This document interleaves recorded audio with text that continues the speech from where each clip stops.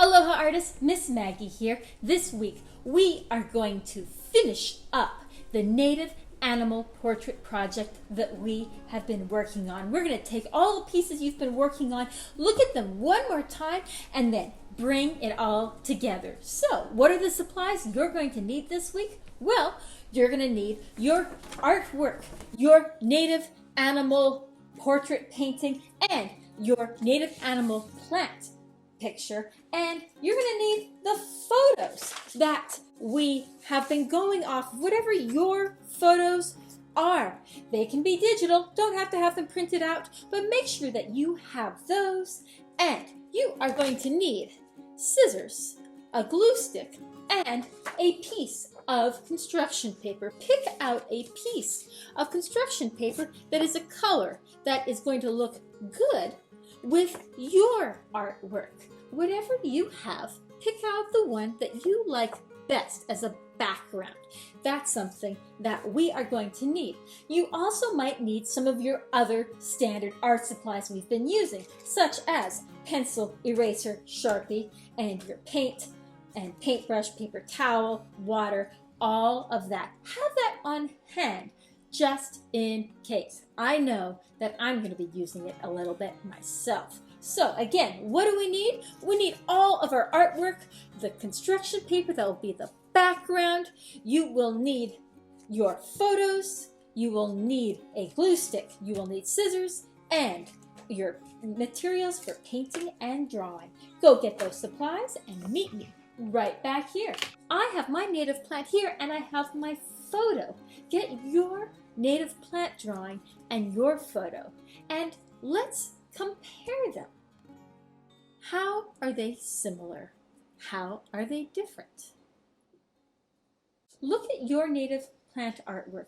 We are going to see if it meets a couple things on a checklist. Does your native plant artwork use specific lines and shapes that express the characteristics so that it can be recognized and also appreciated? So are you showing off the specific details of this plant in how you drew it so that we can recognize it and also care about it? How well do you think you're doing that? Next, did you mix multiple colors to express those characteristics? Look at your artwork. How many different greens did you use? Did you use multiple types of brown that you mixed? Or did you just use the colors straight from the paint? How are you expressing what you saw in the photos? You know what? I want to add a little bit more sunlight to my artwork. So I am going to open up my paints. Told you I'd be using mine. Even with how hard I've worked on this, I'm going to add a little bit more. All I'm going to do is watercolor. You could add layers on top of layers, and I want a little bit more sunlight. See how some of those leaves are really yellow-green and they're bright. Mine don't look that bright, so I'm going to take a little bit of yellow mixed with water so it's not overpowering and drop those sunny colors in, because this is going to be right in the foreground. So I might as well give it some more brightness. Ooh. Yes. Doesn't have to be everywhere. The whole point is that it's some places more than others so that some of it really stands out. There we go. See, that little touch makes it more exciting. I might even put in some darker colors behind in some spots. I'm going to take some purple plus some green. So it's still sort of a green color, but it's going to be very dark and purpley. And I think I'm going to put that behind in some areas so it feels even darker. I used a color like that before, but if I do more of that, carefully put in some spots using just the tip of the brush, making sure it's not everywhere, but places that make sense to be a little darker it will make the bright parts stand out even more too. Okay. There we go. I added a little bit more to make it even more exciting. I like that. Just a little bit of a shift, but I think that's working. Tiny bit more red too. Sometimes watercolor gets a little bit more dull as it dries, and so that added little bit can make it stand out more. Okay. I think that's working. Little yellow right there, so it's a nice bright orange. Okay, now I'm going to stop. But I looked one more time, and I thought that my shapes and lines that expressed the plant, they were right on, but I felt like the colors could be even better. So that's what I did with my plants. Next, I need to cut this out so it overlaps the main painting. So, I need to look at this, and I need to see where I'm going to cut. If your painting is wet, you need to let it dry. I think mine will be all right. I'm going to cut close to the plants, but not exactly on the plants. That way I can do a quick, easy cut, and I have all of this extra paper. I wonder if there's something more I could use it for. Maybe something to make my final piece even more amazing. So keep any extra watercolor paper of yours. And now I'm going to do careful cutting. Make sure that your cutting lines are also specific and careful so that your final piece really does stand out. Careful cutting takes time and focus.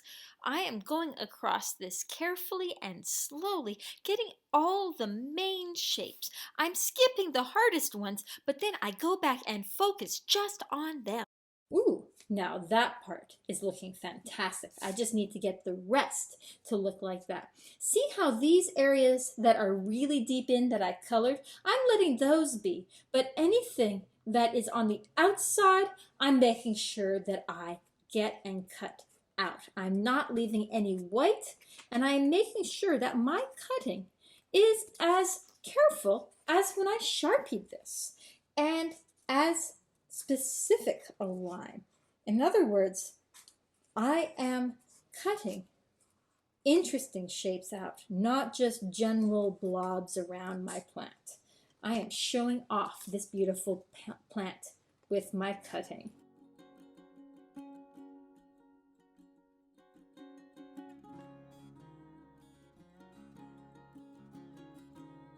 There we go.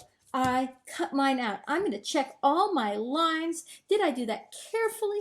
Is it showing off how beautiful my plant is? I think so. Now, one thing that happens when you're cutting things and sometimes something goes wrong. Let's say I had an oops, because I know it happens. Say I had accidentally done that. Oh no, well, it looks all right without it, but it looks so much better with that piece coming up, didn't it? Well, if you have something like that happen, because I know it happens, then you make a hidden band-aid. The way you do that is you flip it over, but you pay attention. Where is it supposed to attach?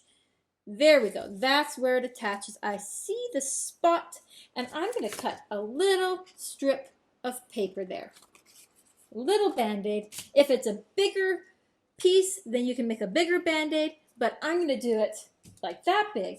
And I'm going to take my glue stick, and I'm going to put glue on that band-aid, attach it together. Now, the best thing is if you cannot see the band-aid from the other side. If you can see it, then you've got to trim it again. But I'm going to see if I can use the skinnier part of the band-aid and have it all be just right.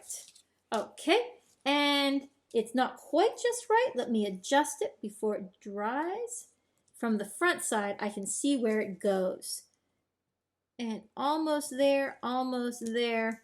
There we go. I kind of wish I had a little bit more overlap for my Band-Aid. But I think once it dries, that will work. No one is going to know that I cut my flower. So if you need to fix something, you make a little paper and glue Band-Aid on the back, and that will make it work.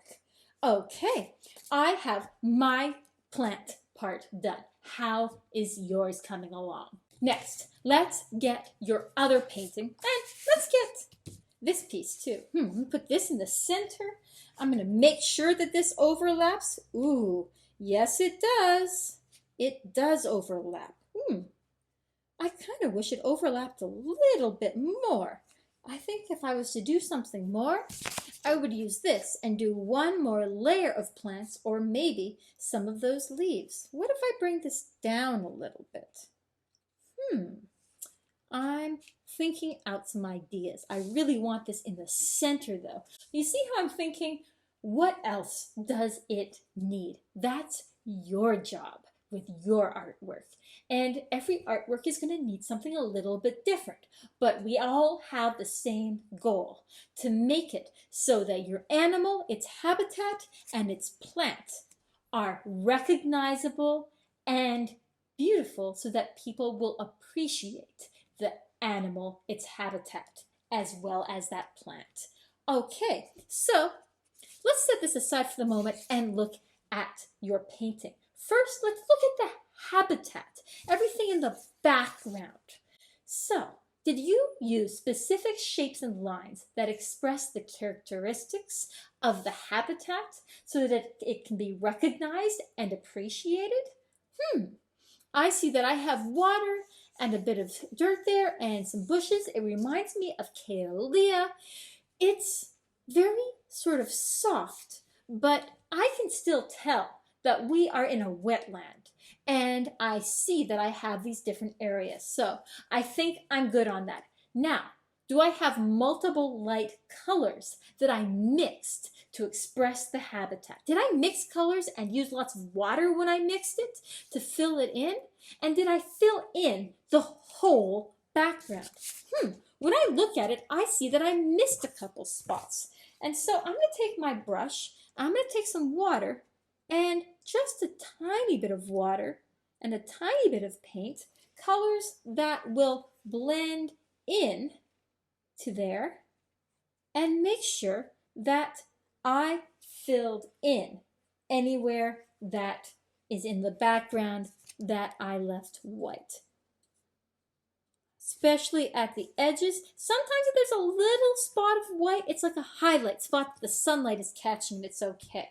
But those spots on the edges where it's like we just didn't quite paint there, we were lazy, we missed it, those spots, we want to make sure that they are filled in. So there we go.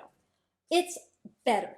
I have my background more filled in. Expresses the wetland, great. Let's look at the animal itself. Whatever your animal is that you're doing. I showed you both with the damselfly and with the Alai Keokeo. Look at yours. Does your animal show specific shapes and lines that express its characteristics so that it can be recognized and appreciated? Anything that you would shift or change? Look closely. Look at your photo. Compare them. What do you notice? What parts also are you proud of?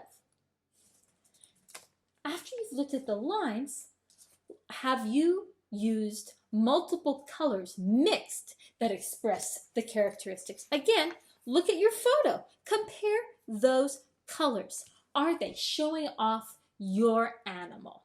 And also, is your animal large? Is it the main subject? If your animal is only this big and you've got all this empty space around it, that's not meeting the criteria. We need an animal that's large. If at this point in the project you're realizing, oh, it needs to be different, that's okay. We all have our own journey with this. Maybe you have a beautiful piece you can use on your science project with Ms. Rankin, and you can do another one. That is possible. You still have access to all those videos. So decide, what else does it need? What can you add to make it more amazing? Let's look at the whole piece together. I did that briefly, but I'm going to look one more time. I have this here, I have this here, and I know what I want to add is, while on this one, I have it overlapping just on the side like that, and I don't really mind those little black spots coming through.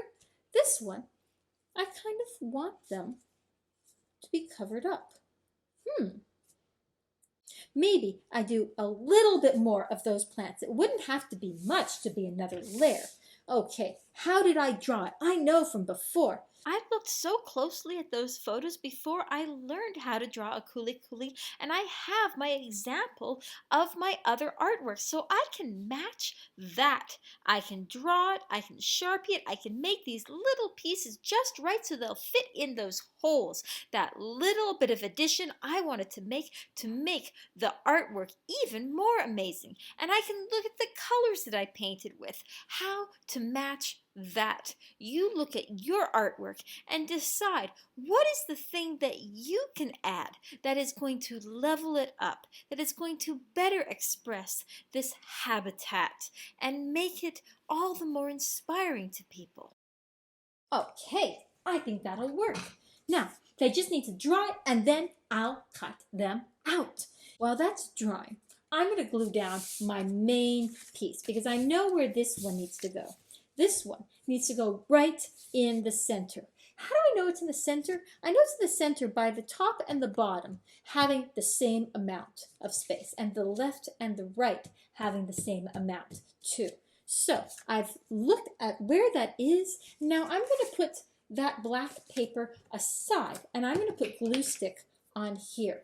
If you're using glue stick likes it when you use a lot. You really get it in every corner, really cover it, especially watercolor paper because it's thick. I'm covering the whole back. If you're using white glue, the really important thing to know is dot, dot, not a lot. If you put too much glue and it smears out the edges, then it makes your whole artwork look like you rushed. Doesn't matter how much work you put into it at the beginning, you want to have those dots like here and small, and maybe a little bit in the center. Small amounts, but with glue stick, it really wants lots on there. So back to here, I'm going to hover before I put it down. I'm hovering, hovering, hovering, and drop it. Look on the top and the bottom. I think I'm even and I'm the same left and right. Now I can press it down. Okay, I've got that down. Now I have this piece to add. Need to cut it out, of course, and then this piece. So we are putting down these last pieces. What did you add to yours to make it even more amazing? I'm curious, was there something else that you have to glue down? I hope that it helps make your habitat even more beautiful, or your animal even more beautiful. We want to express the habitat, the animal, and the plant so that they look amazing. If you put something on that takes our attention away from those things, then that doesn't help the goal of this artwork. But if you put something on that helps make the habitat, the plant, and the animal feel like they all fit together and we care about this habitat, then that is great. Okay, I'm going to cut out my little pieces and glue those all on.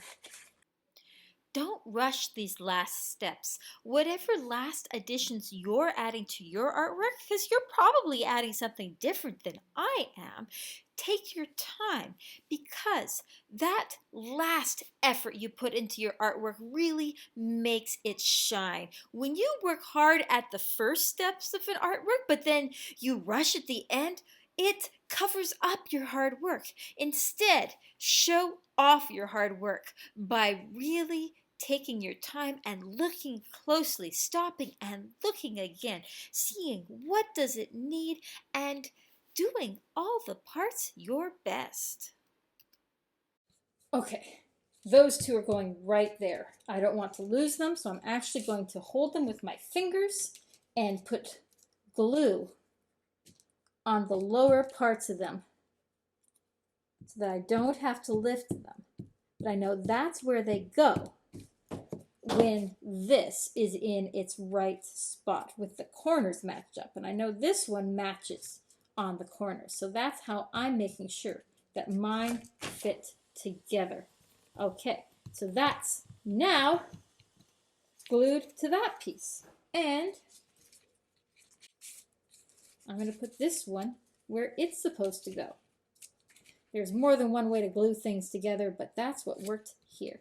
This has a lot of problem solving to it, a lot of being creative and thinking things out. What solutions are you finding of your own as you finish your artwork? I found that I needed to add one more little piece. There was one little spot of black that was bugging me, so I made one little leaf to go there. Okay, now all of this needs glue. Carefully, carefully. Let's not let anything get ripped off. Let's make sure all those little parts get glue on the back of them so that they all stick. And if I have glue in the corners and on all the little pieces, it will be ready to put down for real. Okay, let's hover, hover, hover. And then make sure those corners are right. Get it down. And my fingers are a mess from all that glue. I use the sides of my hands to press it down. Press down all those little bits. And there is mine. I have my Akuli Kuli. I have my native damselfly. I have my beautiful background. There is my finished artwork. Whew, I even added one last detail to help it look its absolute best. Whew, that was a lot of work bringing that artwork from the first sketches all the way to the end. And I'm proud of you for this last class of looking closely at all of your pieces to make your artwork come together. And so finally, here is your reflection question. I would like to know, what was that last detail you added today? What was that thing you revised or included in your artwork that didn't exist before? Tell me about it. How did you choose to add that? What does it add to your artwork? And also, what are you proud of in your finished artwork? I can't wait to hear about it. I can't wait to see your artwork. Please share it with me on Padlet down below and share it with your family. Tell them about your native animal and the habitat and the plant. Tell people about these beautiful, beautiful and special, unique animals and habitats that we have here in Hawaii. Make sure you clean up your area. There's always more art to make, and clean paint helps it happen. And I'll see you next time. Ahui ha!